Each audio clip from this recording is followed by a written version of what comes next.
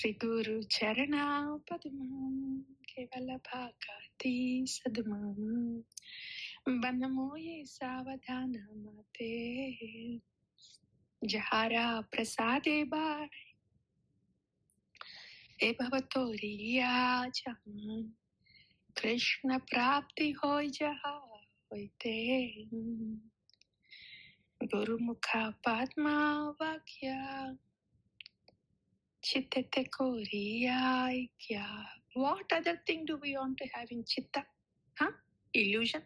Madness? Is that what we want to have in Chitta? We have enough of that. We have enough of that. Unless the Vani of the Acharya come and blend in with Chitta, how this madness will go away? How will we see Krishna? How will we be Krishna conscious, conscious of Krishna that is present everywhere? How will that happen? Unless the Vani of the Acharya is blending in Chitta. How will that happen? How can we see Krishna? How can we see Krishna? That is so much present and doing everything for us. How can we see? How can we see? When there is no Guru Mukha Padma Vakya Chittete Koriya Aikya. How can that happen? What other thing do we want in Chitta? Huh? If not Guru Mukha Padma Vakya, then that would be Maya Vakya, the mind Vakya. Is that what we want in Chitta?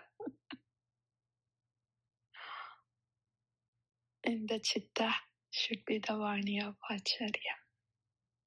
That's when Pashyanti, Krishna will be Pashyanti. Shri Guru Charane Rati Se Uttamangati Jai Prasade Pure Sarva Asha Chakshudan Dilo Jai Janma Janme Prabhu Se Divya Gnan Hride Prakashit Prema Bhakti Jahan Hoite Avidya Vinasha Jate. Impossible, impossible, impossible task for Jiva. Prema Bhakti and Avidya Vinasha. Aha, dear Jiva, who is drowned in the mud, who is suffocating in the mud. Avidya Vinasha and Prema Bhakti for you. How will that happen without Guru Mukha Padma Vakya? How will that happen without the Vani of Acharyas circulating in our blood, breathing in our pranavayu, blended in Chitta? Without that, how can we see Krishna? How can we be conscious of Krishna? How can Prema Bhakti come in a Jiva that is so mad and crazy? Guru Mukha Padma Vakya. Gaura Jana Mukha Padma Vakya. Who is carrying Gauranga in their heart, who is living Gauranga in their life. They speak, and their Vani is our life force. Then we see Krishna, then the Krishna Prema comes. Vedagaya Hara Charita Shri Guru Karuna Sindhu Adhama Janara Bandhu Lokanath Lokera Jivana Aha Prabhu Koro Daya Deha More Pada Chaya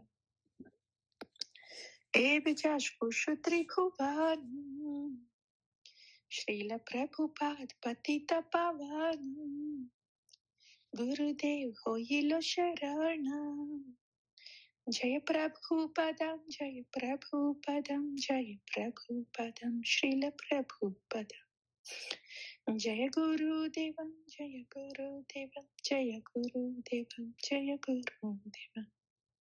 You know, Tattvadarshis, they are very compassionate. Super compassionate. Why? Because oh my goodness, these jivas are really have gone mad in this mad prison house. They don't know what they are thinking. They don't know what they are talking. Huh? They know that we are affected by the disease, by the modes. Like, the Haridas Thakuram, when the Nawab said, Nawab was giving the death sentence to Haridas Thakura. First thought by naturally Haridas Thakura was thinking, oh, look at that Nawab, how he is influenced by the modes. That's Tattvadarshi. There is no fear. What Nawab was giving is a death sentence. Oh, that did not that doesn't matter to Haridas Thakura. He's a Tattvadarshi. He's absorbed in Krishna, and he's saying, oh, how this Krishna's energy is acting on this person. Compassion is not something that needs to be cultivated in them. They're just like the sandalwood has the fragrance of sandalwood. These Tattvadarshis, they just look at them. Oh, these jivas, they're so suffering. They see.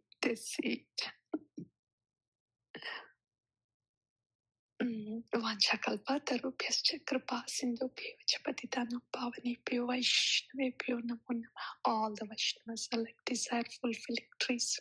Truly desire fulfilling trees. They are giving us Krishna. I want to bow down to all the Vaishnavas. Take the dust from the lotus feet of the Vaishnavas, smear on my head and dance in joy. Vaishnavera padadhuli, tahi mora snana keli. Tarpan mora Vaishnavera nama, dhanma mora nityananda. Pati mora gaura chandra, prana mora yugala kishora. You know what the first tears are in devotion. That is there in every tradition. The first tears that roll down the cheeks in the spiritual journey, the true tears that roll down the cheeks in every tradition, the tears of repentance. Oh my goodness, so sorry. And that's the first joy they experience. That's the first transcendental mellow, the tears of repentance. A soul, hey Bhagavan, what did I do to you? What did I do to you? I was outrageous to you, Bhagavan. So outrageous to you, Bhagavan. Still you did not leave me.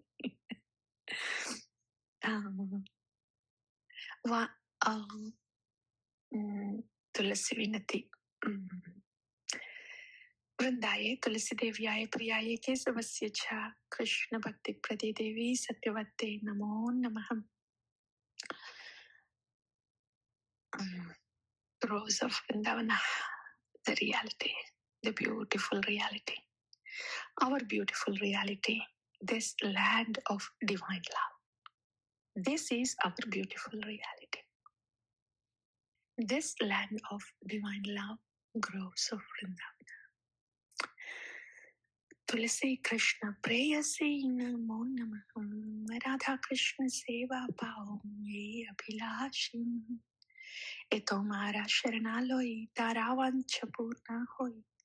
कृपा कोरी कोरो तारे वृंदावन वासी. मोरा ये अभिलाष विलास कुंजा दियो वास. नायानी हरि बोसदम युगल रूप रासी. Eni vedana dharo sakhiranu kata koro. Sevadhikaro diyam kuruni chedasi. When will that happen? Sakhiranu katya seva. When the hand is so dirty, so dirty, dripping with the dirt everywhere. When will that Sakiranukatya Seva happen? Even before I move this hand to clean something, it's just dripping with the dirt. Hey Guru and Gauranga, where is my hope? Where is my hope? Where is my only you, and you.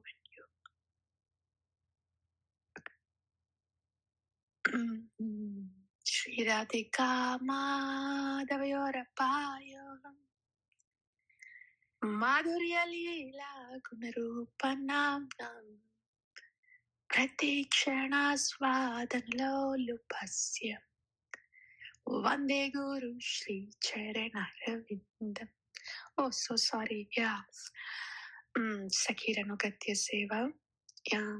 So, Vina Krishna Dase Hoye Namora Hoye Shri Radha Govinda Prema Sadayana Vasi. When will that happen? Such dirt, so much dirt. When will be the prema for Shri Radha Govinda come and sit in the heart? Yani kani cha papani brahmahatyani kani cha tani tani pranashanti pradakshina. Yo antah pravishya mama vachamimam prasutta sanjivayati akila shakti dharasvadamnaha anyamscha hastacharana shravanatvagadin pranannamo bhagavate purushaya tubhyam.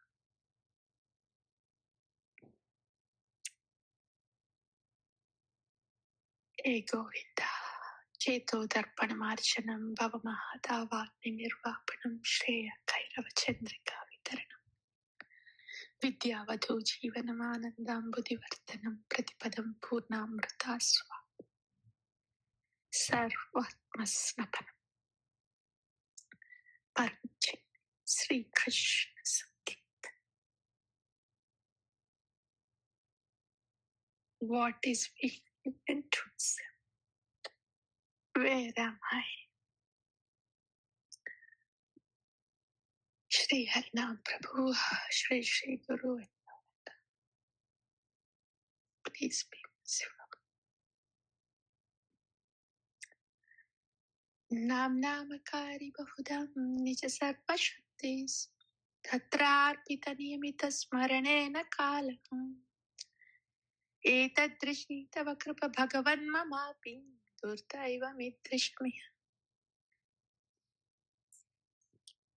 Janina Nuraka Trinada Pisunichi Taroriva Sahish Amanina Amanade Kirtaniya Sada Nadanam Najam Nasundarim Kavitam Katishaka Mama Janmani Janmani Ishwara Bhavata Bhakti Haitu Kitvai Ayinanda Tanuja Kinkaram Patitam Visham Bhavaputa Kripaya Tava Pada Pankajast Sadrasham Vichintaya Nayanam Kal Vadanam Kal Pulakai Tavana Amakalani Avish Yugat Nimish Chakshushan Avash Shunyaitam Jagat Sarvam Govinda Virahedme Aslishava Padaratam Pinastamam Darshan Marmatam Karutuva Yada Tada Vidata Lampato Matrananandastas Napara. Whoever hears or recites this is Shashtaka, given by Sriman Chaitanya Mahaprabhu. Their loving devotion of Krishna will increase day by day. Taramati Sarvasreshta Nama Sankirtana Niraparadana Malele Paya Prematan Atayeva Nama Mantra Vaishnavirada Name Prasputita Hoile Rupa Gunakar Hare Krishna Hare Krishna Krishna Krishna Hare Hare Krishna Krishna Krishna Hare Krishna विराम। प्रेम से कहो, श्री कृष्ण कन्हैया, श्री शिवाय, श्री हरिनाम प्रभु, श्री शिक्षा आचार्य।